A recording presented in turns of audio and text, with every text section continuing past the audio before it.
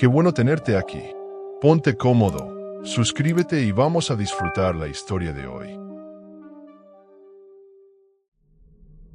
Lo que les voy a contar pasó hace 3 meses en una estación meteorológica perdida en medio de Castilla-La Mancha. Acepté ese trabajo porque necesitaba el dinero y la soledad me parecía perfecta después de mi divorcio.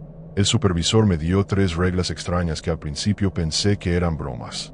Nunca imaginé que romperlas desataría algo tan perturbador que todavía no puedo dormir tranquilo. Si creen que las reglas absurdas no tienen consecuencias, están equivocados. Mi nombre es Aurelio Mendizábal, tengo 34 años y vivo en Toledo, aunque últimamente paso más tiempo en lugares donde no debería estar.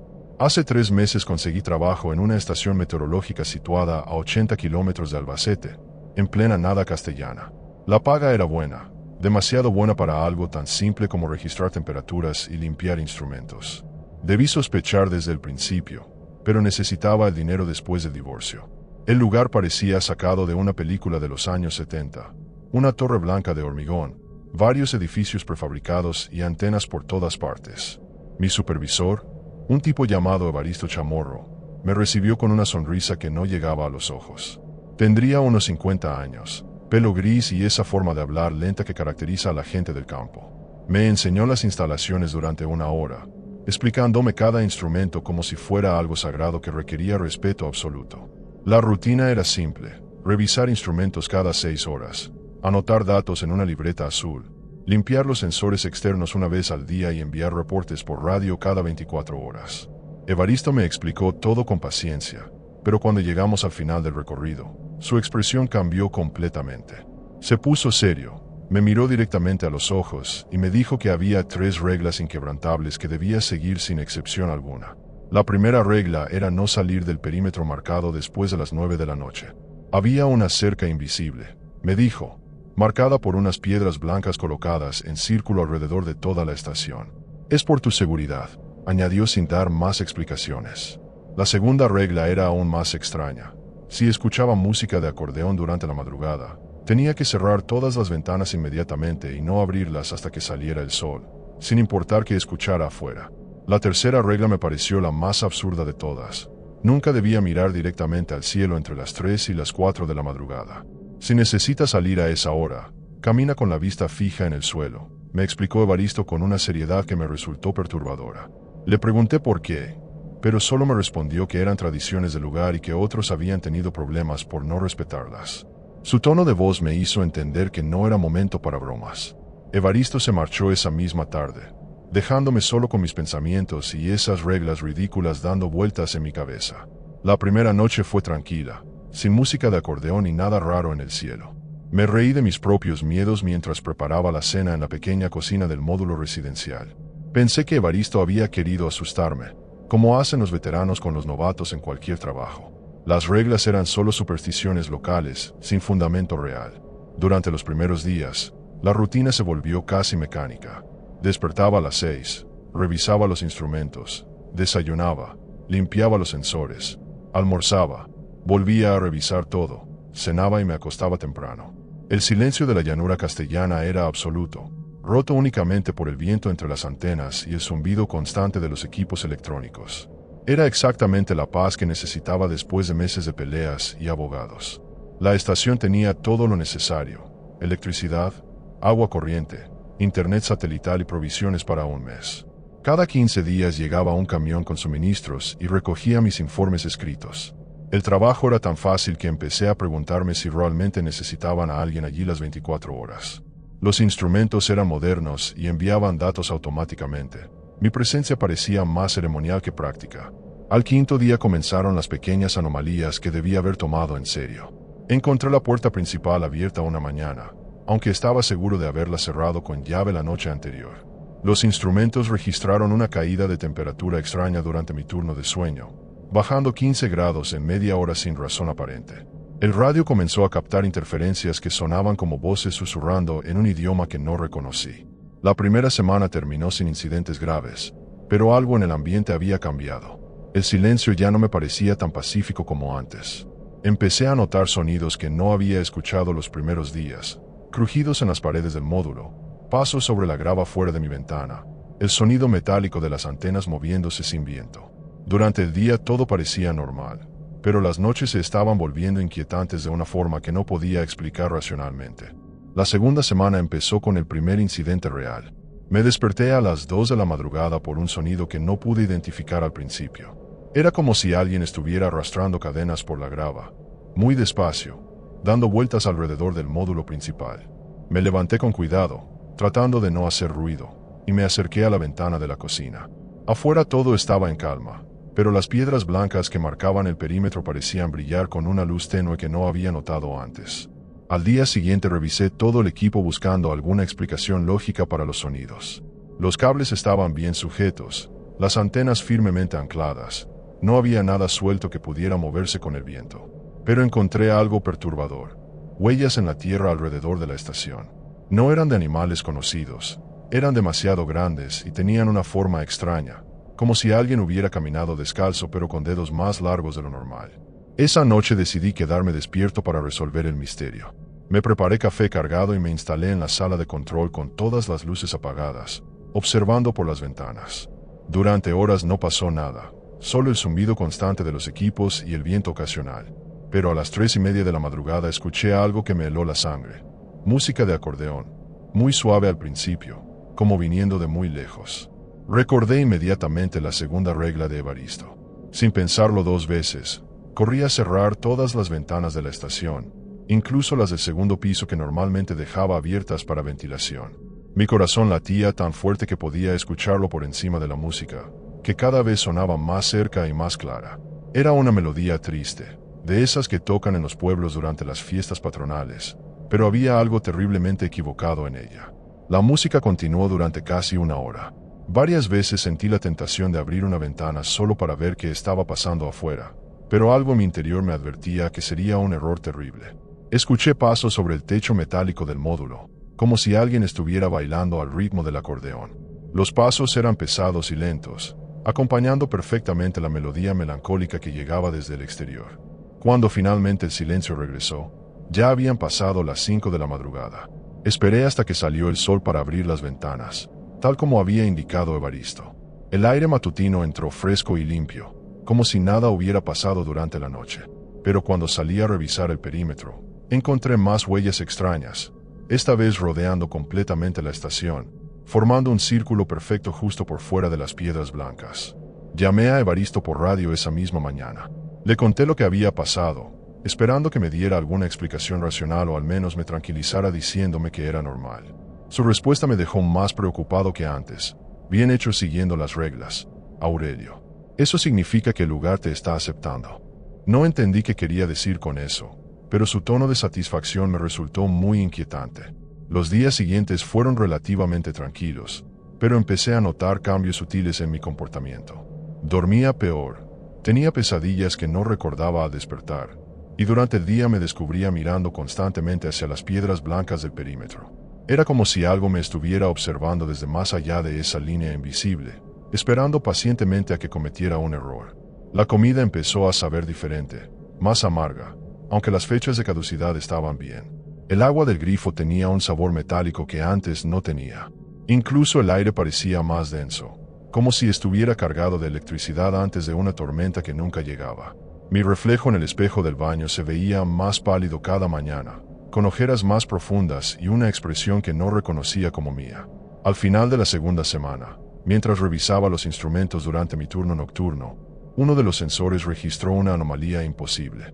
La temperatura exterior había subido 20 grados en 5 minutos, pero cuando salí a comprobar manualmente, el termómetro marcaba la temperatura normal para esa época del año. Era como si los equipos estuvieran detectando algo que mis sentidos no podían percibir. La última noche de esa semana me desperté otra vez por ruidos extraños, pero esta vez no eran cadenas ni música de acordeón. Era como si alguien estuviera cavando justo debajo de mi ventana, con palas que rasguñaban la tierra seca. El sonido continuó hasta casi el amanecer, pero cuando salí a investigar por la mañana, el suelo estaba intacto. No había hoyos ni tierra removida, solo esas mismas huellas extrañas que aparecían cada noche sin explicación.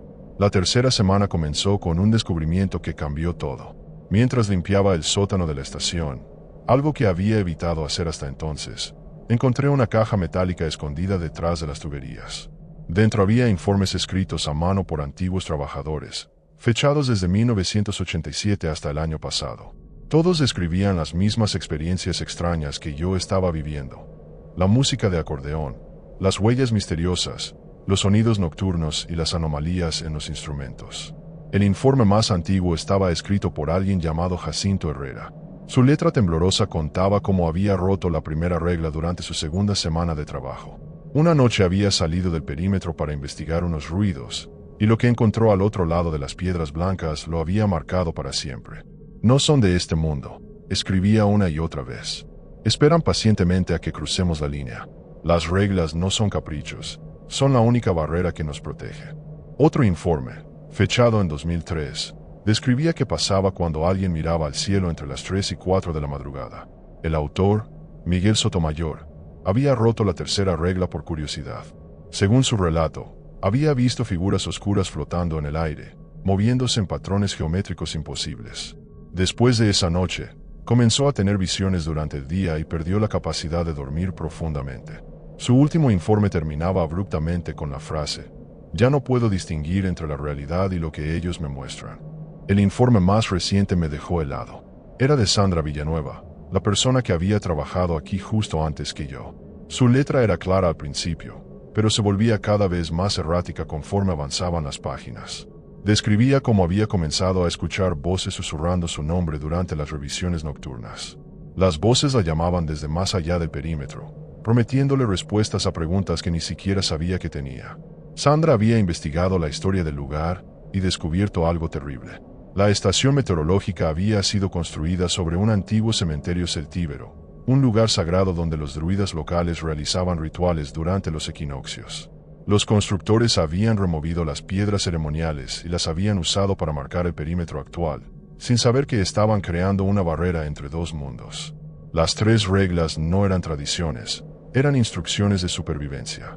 Según los documentos que Sandra había encontrado en los archivos municipales de Albacete, varios trabajadores anteriores habían desaparecido sin dejar rastro. Oficialmente, habían abandonado el trabajo sin avisar, pero Sandra había hablado con familiares que confirmaron que nunca habían regresado a casa.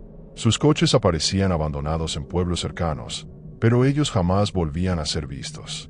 Los desaparecidos tenían algo en común. Todos habían roto al menos una de las 3 reglas. El último informe de Sandra estaba fechado apenas 3 semanas antes de mi llegada. Su escritura era casi ilegible, llena de tachaduras y correcciones. Describía cómo las entidades del otro lado habían comenzado a manifestarse físicamente dentro del perímetro. Sombras que se movían contra la luz, objetos que cambiaban de lugar sin explicación, y lo más perturbador, la sensación constante de ser observada por ojos que no podía ver pero que sentía clavados en su espalda. Esa noche no pude dormir. Releí todos los informes buscando algún patrón, alguna pista sobre cómo protegerme mejor. Todos los trabajadores habían comenzado con las mismas experiencias menores que yo estaba teniendo, pero conforme pasaba el tiempo, los fenómenos se intensificaban.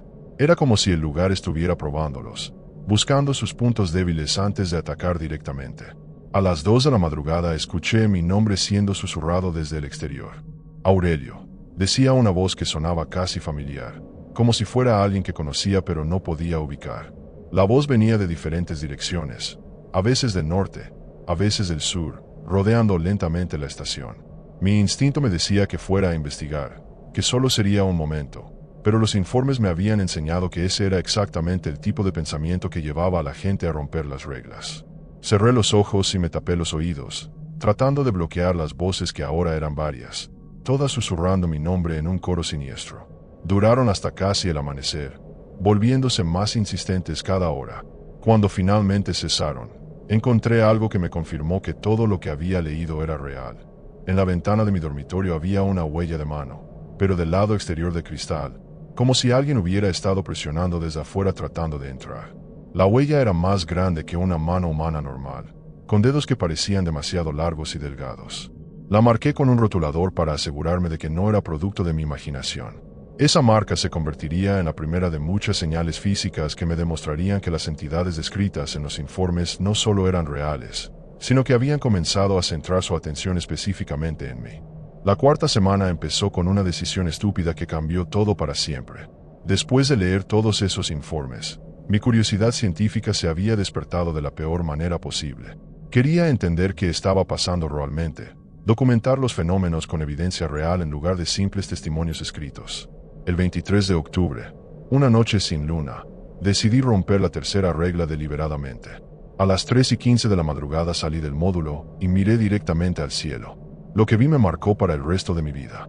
El cielo nocturno no estaba vacío como debería estar. Había figuras flotando a unos 30 metros de altura, moviéndose en formaciones geométricas perfectas que desafiaban cualquier lógica. No eran sólidas, sino como sombras tridimensionales que absorbían la luz de las estrellas. Sus movimientos eran hipnóticos, casi como una danza ritual que seguía un patrón demasiado complejo para que mi mente lo procesara completamente. Las figuras me habían visto mirándolas. En el momento en que establecí contacto visual, todas se detuvieron simultáneamente y giraron hacia mí. No tenían rostros reconocibles, pero sentí sus miradas clavándose en mi alma como dagas heladas. Una de ellas comenzó a descender lentamente, manteniendo esa forma imposible que mi cerebro no podía categorizar como algo conocido. El terror me paralizó durante unos segundos que se sintieron como horas eternas. Corrí hacia el módulo residencial más rápido de lo que había corrido en toda mi vida, pero cuando llegué a la puerta, algo había cambiado. La cerradura no funcionaba, como si las llaves fueran de una puerta completamente diferente. Las figuras del cielo habían desaparecido, pero podía sentir su presencia alrededor de la estación, rodeándome como depredadores acechando a su presa. Finalmente logré entrar, pero sabía que había cruzado una línea de la que no habría retorno. Desde esa noche, los fenómenos se intensificaron exponencialmente. Los equipos comenzaron a registrar lecturas imposibles, temperaturas de menos 40 grados en pleno día, velocidades de viento de 200 km por hora durante calmas absolutas, niveles de humedad que superaban el 100%. Los instrumentos no estaban defectuosos, estaban detectando la realidad de un mundo que se había superpuesto al nuestro. La música de acordeón ya no se limitaba a la madrugada. Comenzó a sonar durante el día, mezclándose con el sonido del viento hasta volverse una melodía constante que parecía salir de la tierra misma. Las huellas extrañas aparecían ahora dentro del perímetro, marcando caminos serpenteantes que llevaban desde las piedras blancas hasta la puerta principal del módulo. Era como si algo estuviera trazando mapas para una invasión que aún no había comenzado. Los objetos dentro de la estación empezaron a moverse por sí solos. Encontraba herramientas en lugares donde no las había dejado, libros abiertos en páginas que no había leído, y lo más perturbador, la comida desaparecía de los platos mientras comía, como si alguien invisible estuviera compartiendo mis comidas.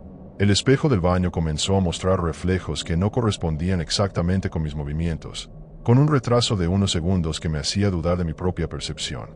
Una noche escuché voces familiares llamándome desde el exterior. La voz de mi exesposa, la de mi hermano fallecido, incluso la de mi madre que había muerto cuando yo tenía 12 años.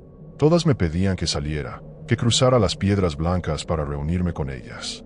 Sus voces sonaban tan reales que varias veces me encontré caminando hacia la puerta antes de recordar las advertencias de los informes.